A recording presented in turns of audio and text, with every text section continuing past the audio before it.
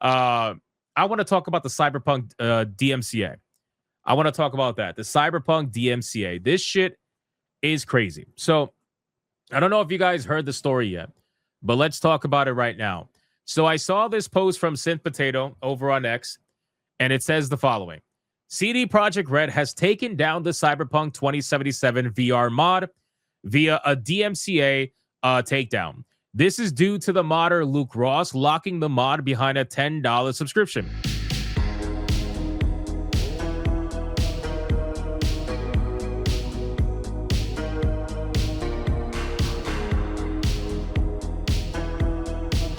CD Projekt Red reportedly asked Luke Ross to make the mod free. He refused, and he just deleted it instead. Luke Ross generates about $20,000 a month from paid mods. That's crazy. Holy shit. That's awesome. Good for him. So if you look at this video, let me make this a little bit bigger. If you look at this video, let's play it out. Hold on. All right, right here. So it's a post from Luke Ross, and it says, another one bites the dust. Okay. Many of you have noticed that 2 of my recent posts have disappeared about a week ago. I apologize that I could not comment personally about the fact because there was an ongoing legal exchange. Now that the dust has settled, I'm even more sorry to announce that we are leaving behind an adventure that so many of you deeply loved and enjoyed. CD Projekt SA decided that they would follow in Take-Two Interactive Software steps and issue a DMCA notice against me for the removal of the Cyberpunk 2077 VR mod. At least they were a little more open about it, and I could get a reply from both their legal department and from the VP of Business Development, but in the end, it amounted to the same ironclad corpo logic. Every little action that a company takes is in the name of money, but everything that modders must do must be absolutely for free. As usual, they stretch the concept of derivative work until it's paper thin, as though a system that allows visualizing 40-plus games in fully immersive 3D VR was somehow built making using their intellectual property. And as usual, they give absolutely zero fucks about how their playing game in VR makes people happy, and they cannot be grateful about the extra copies of the title they sold because of it, without ever having to pour money into producing an official conversion. And no, they're not planning to release their own VR port either, in case you were wondering. All right, so I understand where he's coming from. Okay, I understand where he's coming from, but at the end of the day, even if you built a VR system that is your own work, which is perfectly fine, you didn't use anything from CD Projekt Red to make that system, you are still utilizing that system to then make a profit by allowing VR, a function that is not allowed in that game by the choice of the developers. You are making a profit by allowing that system to be usable in that game and letting people download it in that game, and they have a problem with that. You know, that is a big problem. I think that you could have a conversation about what both sides are probably having regarding all this stuff, like who's right, who's wrong, whatever. I definitely think you could have a conversation about it. But at the end of the day, you are absolutely making a profit by selling a mod inside of someone else's video game, whether or not that mod was built using their game or not, which obviously it wasn't. The VR system was built by himself or whatever. But still, I think that I don't think CD Projekt Red is 100% in the wrong here. But in any case, I want to now read their response, because CD Projekt Red actually gave a response, which I didn't even realize until I clicked live today. So thank goodness I found this. So Jan Roster, who is the Vice President Business Development of CD Projekt Red, says, I would like to briefly address the discussion around the Cyberpunk VR mod created by Luke Ross. By the way, I have no idea who Luke Ross is, so if you guys can let me know, I would greatly appreciate it. We have indeed issued a DMCA strike as it was available as a paid mod, only accessible to Patreon subscribers. This directly violates our fan content guidelines. We never allow monetization of our IP without our direct permission and or agreement in place. We were in touch with Luke last week and informed him that he needs to make it free for everyone with optional donations or remove it. So they were actually going to allow him to make money via donations instead of guaranteed money via subscriptions. I don't think that's a bad setup, dude. To be honest with you, I really don't. Like I don't think that's a bad setup at all. Like I don't know why you would just delete it outright. I feel like that's pretty fair, right? I don't know. Anyway, we are big fans of mods for our games. Some of the work out there has been nothing short of amazing, including Luke's mod for Cyberpunk 2077. We will be happy to see it return as a free release. However, making a profit from our IP in any form always requires a permission from CD Projekt Red. Yeah, no, I don't think, bro. I don't think this is a bad setup at all. I think that's pretty fucking fair. I feel like that's more fair than a lot of other companies would be with their IP, especially with Nintendo. Bro, if this was Nintendo, you would be in jail. you would be, bro, you would be in fucking jail, bro. You know what I mean? So I don't know. I think this is not a bad, this is not this. I think this is fair. I really do. I think this is fair. So I'm glad that they responded. Oh, he responded. Oh, this is good. Okay, here we go. Thank you, Jan. I'm sorry, but I don't believe you are right. You are within your rights in demanding that my software needs to be free. It is not derivative work or fan content. It supports a large number of games which are built upon different engines, and it contains absolutely zero code or assets from your IP. Saying that it infringes your IP rights is equivalent to maintaining, for example, that Riva Tuner violates game publishers' copyrights because it intercepts the images the game is drawing on screen and then it processes them in order to overlay its statistics. Man, this guy's fighting for. Oh, somebody tagged me on this. Kawasaki tagged me on this. This guy is fighting hard on this shit, dude. I got to be real with you. At this point, again, they're not. It's not like they're DMCA striking your software and saying that your software is not allowed to exist.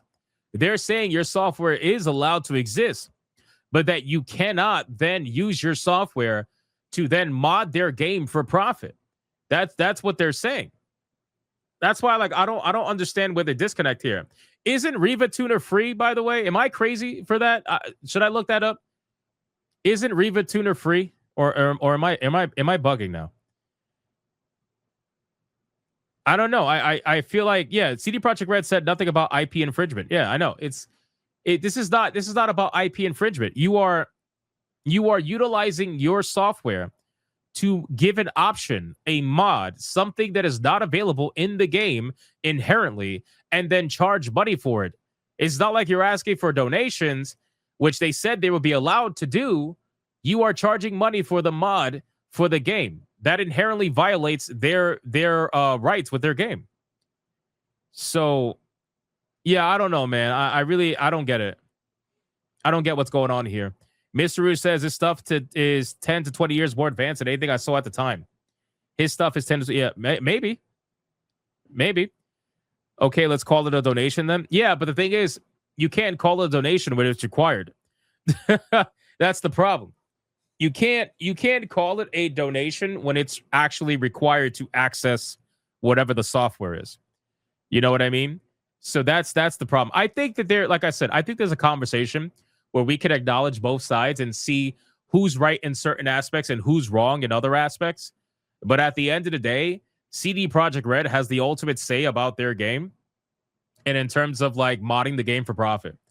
And if that's how they view it, I'm sure they have plenty of legal speak and lawyers that can absolutely prove that if they wanted to. So I don't know. I think this is definitely an interesting one. This is definitely an interesting one. If it's a tip jar, it's one thing. Yeah, again, and I don't know. Subscription is even worse than a one-time fee. Well, yeah, exactly, because it's a Patreon, right? So it's not like you're going to Patreon one time. It's a monthly subscription, so you're expecting that money more than 1 month. And sure, there might be people that will subscribe for 1 month and that's it. But how many of those people are there? If the guy's making $20,000 a month, he's doing very well. Clearly, his Patreon's doing very well, and I'm sure they could probably argue that Cyberpunk was a big attraction for that. At least some of it, anyway. You know, does his software support more than Cyberpunk? It does. It does. His software allows, I think, what did he say? Like multiple games. It just says a large number of games. It doesn't say like the exact amount. So not exactly sure what's going on there. Could be 10, could be 5, could be 20. I have no idea. He's like the Nexus mods, not forcing anyone. Don't see the issue. Well, see, the thing is, again, it is allowing a mod for Cyberpunk. Granted, it works for other games too, but Cyberpunk is one of the games. and he's selling that mod for profit, and it is giving somebody the ability to have something that is not inherently available in Cyberpunk. So it's a problem. It's a problem for them, you know. Um, so they are asking him to make the software fully free for all games. That's why he is refusing.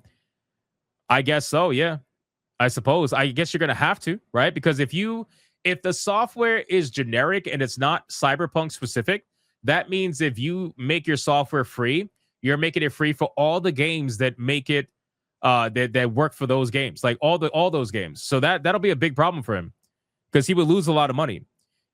I don't blame him for deleting it. I don't blame him. I don't blame him for deleting it at all. But the thing is, like, I don't know. It's this is a really tough one. But I think CD Projekt Red is in the right.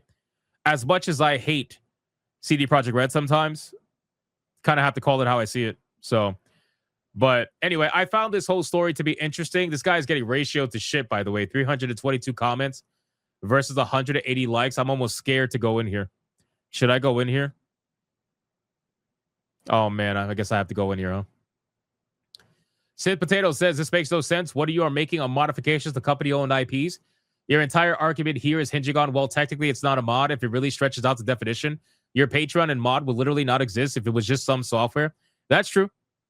That's absolutely true. Again, how much of the success behind his Patreon is bolstered by the fact that he is advertising the ability to do certain things in video games as a mod? You know what I mean? So technically, like, even though you're saying, well, it's software, it's not a mod, technically you're advertising the modifications that can be done to certain video games using the software.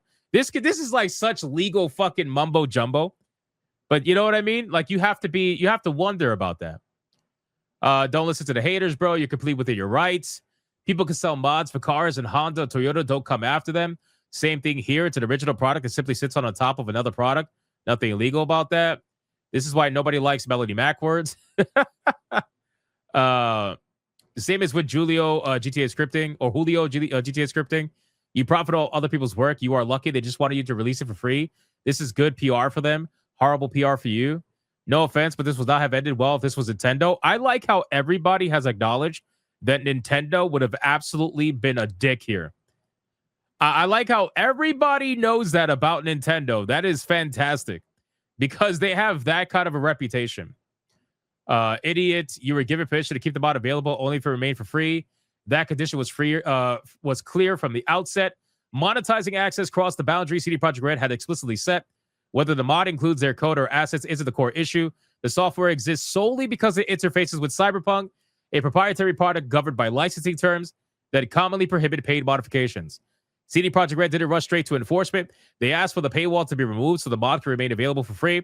Instead of doing that, you chose to pull the mod and dispute their right to enforce those conditions. And to be blunt but fair, if you did the same thing with my game, I'd sue you for breaching the EULA, specifically Section 2, subsection 2.3. Who is this person?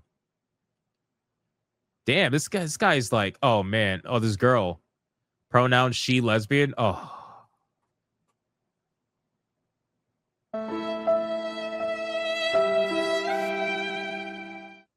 Moving on. Hey, bro, you're more than welcome to keep it up and see what happens. That's true, too. Ladies and gentlemen, behold the danger of pride. Should have just made it free and took donations and moved on to the next project. Now you just look like a douche. Love your work, though. So, I mean, like, this guy seems like he does work that people actually like, but it seems like he charges for all of it, which I know. Listen, I may not use mods, but I do know how modders feel, or like the modding community feels about pay to use mods. I know, like, they don't like it. They hate it. They think it's inherently against modding and all that stuff. I get it. So there's a lot of shit that's involved with this particular story. But I do find it very interesting.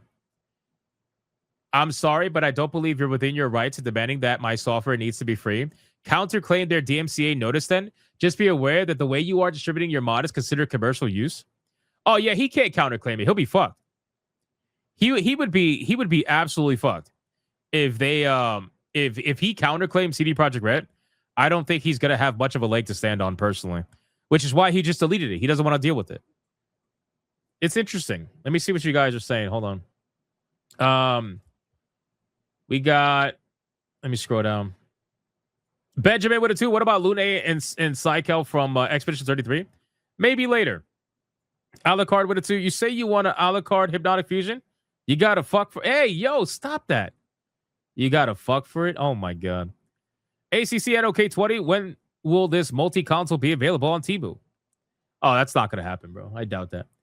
Akido and Hyuga for. Oh my god, I am manifested now. Hypnotic-san, bro, you did it yourself. Jesus, we started something crazy now. RP4 with a 5. If it worked for multiple games, and it sounds more like a platform than a mod, like Meta. Again, we can. That's arguing like law semantics and seeing who's going to come out on top about that. We're not going to know that without like a courtroom deciding on that. But at the end of the day, it's all about whether it's worth it or not. And I think he's already made the decision that it's not worth it. ACC with an NOK 50. If I was the modder, I would not have the heart to delete the mod. I'll feel sorry for my supporters. I made it free instead. I'm soft like that. Well, it's not about necessarily being soft. I do think that a lot of people in the modding community probably would have agreed with that sentiment. Just based off the reactions that I see here, because the reactions are really strong. People are calling him an asshole. Look at this. In Christ, you literally broke the golden rule. Riva Tuda doesn't charge a subscription. They'll explain it to perfectly in court. Laughing my ass off. Imagine charging for a mod. Laughing my ass off. What you spoken, bruv? As a reverse engineer and modder, you a disgrace to all. I mean, very clearly, people do not like him. Right? People do not like his decision to I guess charge for mods or whatever the case would be. So, you know, I don't think it's about being soft. I think a lot of people would have agreed with your sentiment. Old man cat with a 5. He takes other people's mods, tweaks them, and then posts them behind his paywall. That's fucking gay. If that's true, again, I don't know this guy. So if that is true, that is terrible. And I'm sure he would deny it. But if that is true, that is awful. That is fucking awful. Again, I'm gonna need some proof of that, old man cat. I'm gonna definitely need some proof of that if you have it. Prey Dog has done a ton for the VR community. It is not behind a paywall. Resident Evil UEVR. Yeah, this is just straight selfishness. If you were a good person, you just have people donate to a Patreon for you or something. But instead, you completely remove something people love that you invented on a game that isn't yours and are mad that you can't exploit it for money. Yeah, like almost everybody is on the side of CD Projekt Red here, which is crazy. Very rarely will I ever see people take the side of a company like this. But overwhelmingly, a lot of people are like, CD Projekt Red is in the right here for the most part. Scrap Gamer with a 10. He should be lucky that CD Projekt is doing him a favor because other developers of the games he made mods for could do him dirty and pull a Nintendo. Well, yeah, that's the thing. Like, if a company really wants to, they could go pretty hard on that. They could definitely go pretty hard on that with a DMCA takedown and go further. It's just most companies don't want to deal with it. Most companies will just issue the DMCA, give you an option, let you choose how you want to go about it. And almost always is going to be, all right, well, we'll be fine with it. Like, we'll take down the mod. Let's see. Bro, I'm not one to support some of the things CD Projekt has done, but you're in the ring here and you knew it. The fact that you're doubling down tells me it's going to take someone pursuing legal action against you for you to understand. That's rough, bro. Weedy for Sweetie says they're just mad because they can't use it for free, freeloaders. So I agree with that sentiment to an extent. I do. I've said that before about how it seems like some people in the modding community, how they are, where I get it from both avenues. This is why I don't fucking deal with mods, right? But I get it from both avenues, right? If you have someone who is putting in hundreds of hours of work to do a legendary mod for a video game that could change the foundation of the game, I think it's a little pompous to come out and say, well, I expect you to give that to me for free. I do. Now, I understand what the modding community is like, and I understand the sentiment. And if that is what they are like, then that is fine. I will let the modding community handle the modding community because I'm not part of it. But I do think it's a little bit pompous to expect it, because expecting it and hoping for it are two different things, right? But I can also see how people are like, well, you know, the modding community has people that put in hundreds and thousands of hours for the love of the game to help people have access to something that otherwise they would have access to, and then they just take donations for people they really want to go the extra mile, and then they live off that or whatever, and that's fine too. That's fine too. I would prefer that avenue because that's how I treat my YouTube channel personally, right? Because that's like, imagine if I were to only stream for members only, right? Like only stream for members, for paying members, and that's it. That's kind of gay, right? I think that's kind of stupid. So I prefer the second method, which is like give the content away for free, and if people think it's worth it, then they will go the extra mile, and if not, well, then I'll just go fuck myself. It is what it is, right? Like I just feel, I don't know, man. It's kind of you could kind of have the conversation either way, I suppose. I would have like 200 members. I mean, to be fair, I have like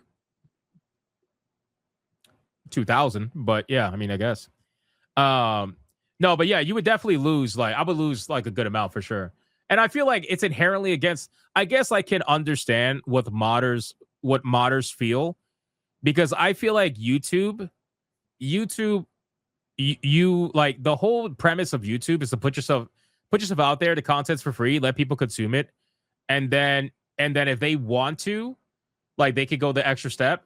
I think that's always been the way that it has been for a reason, not just because of authenticity's sake, but just for like overall the YouTube community. You want to be able to get that information out to people, and I don't know. I think it's kind of crazy to paywall information in a way.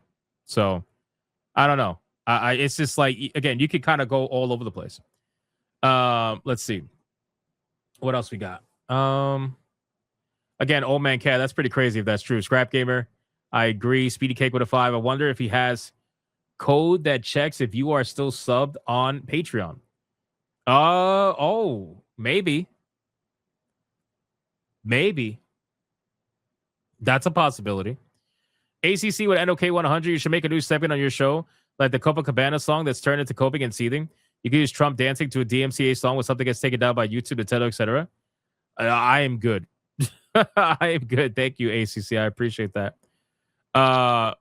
We got Rumble really quick, and then we're going to move on. We got Toradol for $1 on Rumble. Kind of curious, who would be worse with this, Nintendo or Disney? Nintendo.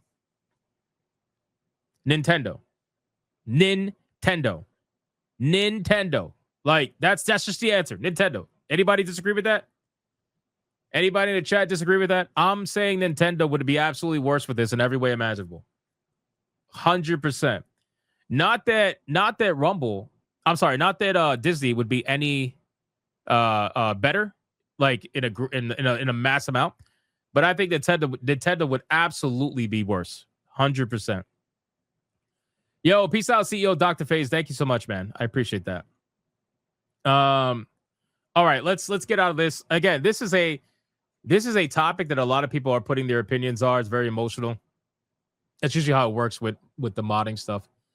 Everybody's going to have their opinion on it. But for the most part, I agree with the people that mods should be free, but with donations. I think that's the best way to go. Absolutely.